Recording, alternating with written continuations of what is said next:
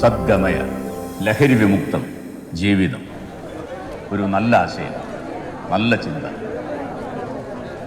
ഈ സദസ്സും ഈ വേദിയും ഈ നാടും ഇന്നിവിടെ ഒരുങ്ങിയിരിക്കുന്നു. കഴിഞ്ഞ വർഷത്തെ പെരുന്നാളിനേക്കാൾ വലിയ മറ്റൊരു പെരുന്നാളാണ്.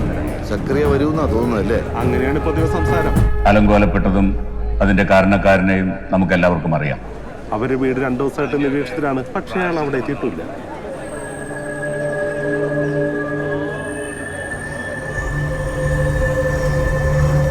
സക്രിയ വരാണ്ടിരിക്കും സാറേ. വന്നില്ലേ ഫംഗ്ഷൻ കഴിഞ്ഞാൽ ജെസ്സിയെ മോനെ അറസ്റ്റ് ചെയ്യും. സാർ, പ്രിയമുള്ളവരെ, ഇത് വെറുമൊരു ആഘോഷം മാത്രമല്ല.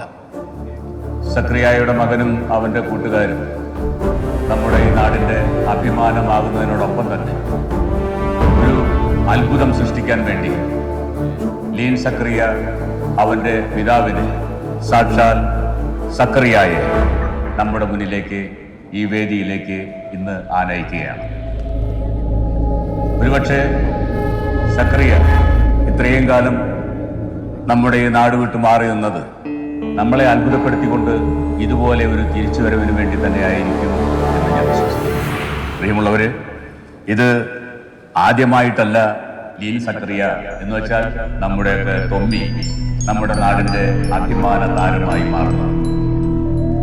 നിങ്ങൾക്കറിയാം, വർഷങ്ങൾക്ക് മുമ്പ് ഒരു ചെറിയ കോഴിവാലിന്റെ അത്ര പോലും വലുപ്പമില്ലാത്ത നമ്മുടെ ഗ്രാമത്തിന്റെ പേര് അങ്ങ് ഡൽഹി വരെ എത്തിച്ചവനാണ് നമ്മുടെ തൊമ്മി. ഇപ്പോ പുതുതലമുറയ്ക്ക് മാതൃകയായിക്കൊണ്ട് സദ്ഗമയുമായി നിൽക്കുന്ന തൊമ്മിയെ, നമ്മുടെ സക്രിയായുടെ അല്ല കറിയായുടെ മകൻ ലീൻ സക്രിയായെ നമുക്ക് സ്വാഗതം ചെയ്യാം.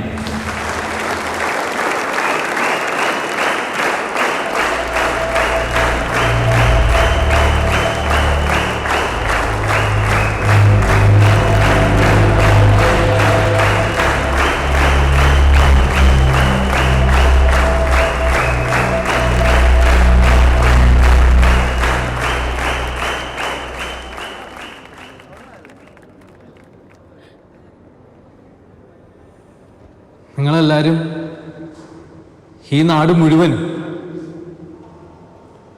എൻ്റെ അപ്പനെ പ്രതീക്ഷിക്കുന്ന ദിവസമാണ്. കഴിഞ്ഞൊരു വർഷമായി കാണാൻ പറയത്ത് എവിടെയായിരുന്നു. ഞാൻ കാണുന്നതും ഞാൻ പറയുന്നതൊക്കെ കേൾക്കുന്നുണ്ടെന്ന് ഞാൻ വിശ്വസിക്കുന്ന എൻ്റെ അപ്പൻ. ജീവിതത്തിൻ്റെ സംഗീതവും താളമൊക്കെ ഏതൊരു മകനും മനസ്സിലാക്കുന്നത് അവൻ്റെ അപ്പനിൽ നിന്നാണ്. ഏതൊരു മകൻ്റെയും ആദ്യത്തെ സൂപ്പർ ഹീറോ. പക്ഷെ പഠിക്കുന്നതിൻ്റെ കൂട്ടത്തിൽ തന്നെ തൻ്റെ താളപ്പഴം ഉണ്ടാവുമെന്ന് ഒരപ്പനും കരുതുന്നുണ്ടാവില്ല. അതും അപ്പനെ പോലെ ആയിത്തീരാനുള്ള എൻ്റെ ആഗ്രഹത്തിൻ്റെ ഭാഗമായിരുന്നു. അപ്പനിൽ നിന്നും പഠിച്ച ആ വലിയ അക്ഷരത്തെറ്റ് പിന്നീട് അതെൻ്റെ ജീവിതത്തിൻ്റെ ഭാഗമായി. നിങ്ങളിവിടെ കാത്തിരിക്കുന്നത് നിങ്ങളുടെ പ്രിയപ്പെട്ട സിംഫണി സക്രിയ. പക്ഷെ നിങ്ങളുടെ കാത്തിരിപ്പിന് ഇനിയെങ്കിലും ഒരു അവസാനം ഉണ്ടായേ പറ്റും. ഞാൻ എൻ്റെ അപ്പനെ അവസാനമായി കണ്ടത് എപ്പോഴാണെന്ന്, എവിടെ വെച്ചാണെന്ന് ഞാൻ ഇപ്പോൾ നിങ്ങളുടെ മുമ്പിൽ തുറന്നു പറയുകയാണ്.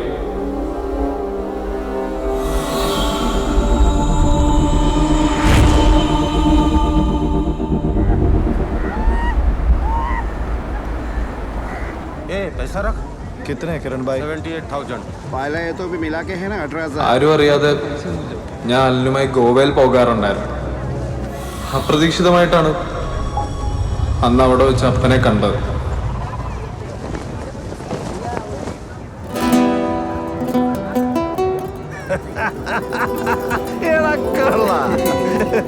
നീ അപ്പനെ കാണാണ്ട് പൊറുതി വിട്ട് ഇങ്ങോട്ട് വന്നതല്ലേ? അല്ലേ? അതോ നിന്റെ വണ്ടിക്കുലിന്ന് പറഞ്ഞു? എനിക്ക് അപ്പനെ കാണണം തോന്നി. നോക്കിയപ്പോ അല്ല മംഗലാപുരത്ത് വരേണ്ട ഒരു ആവശ്യം. അപ്പൊ ഞാൻ ഐഡിയ ഇട്ട് ഇങ്ങോട്ട് വരാം. അമ്മയ്ക്കൊരു സർപ്രൈസ് കൊടുക്കാമെന്ന് അപ്പം പറഞ്ഞതനുസരിച്ചാ ഞങ്ങൾ നാട്ടിലേക്ക് തിരിച്ചത്. വരുന്ന വഴിക്ക് വെച്ച് ബൈക്ക് കേടായി.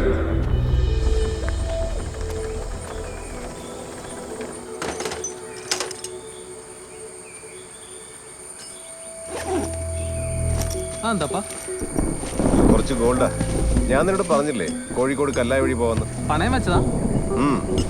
നമ്മുടെ കബീർക്കയുടെ കൊച്ചുമോടെ നിക്കാഹ തിരിച്ചു കൊടുക്കണം.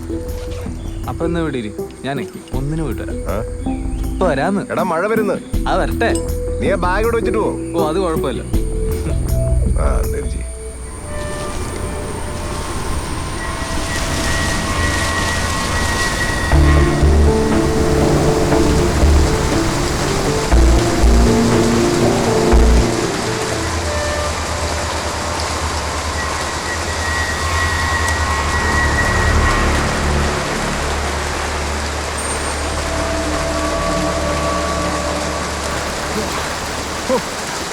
ഭയങ്കര മഴയാടാ. എന്റെ പൊന്നെ, ഇത് എപ്പോ പോകും?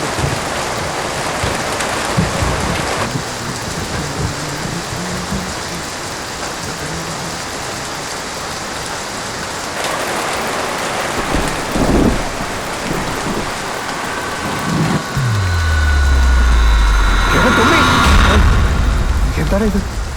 നീ എന്താ കുത്തി വെച്ചേ? അപ്പൊ നീ ഗോവയിൽ വന്നത് വെറുതെ ഇല്ലല്ലേ? ആ റിസോർട്ടിലുണ്ടായിരുന്ന ആരായിരുന്നടാ? സൂക്ഷിച്ചു വേണം. എന്നാണോ സൂക്ഷിക്കേണ്ടത്? മോന്റെ ബാഗിൽ നിന്ന് മയക്കുമരുന്ന് കണ്ടെത്തിയ ഒരപ്പം പിന്നെ എന്നാടാ ചെയ്യേണ്ടത്? അപ്പനാ എന്റെ ഗുരു. അപ്പൻ തബലക്കടി ഒളിപ്പിച്ച് വെച്ച് ഉപയോഗിക്കുന്നാണ്ടാ ഞാൻ വളർന്നേ. അപ്പൻ തന്നെ എന്റെ ഗുരു. ഇങ്ങോട്ട് വാ.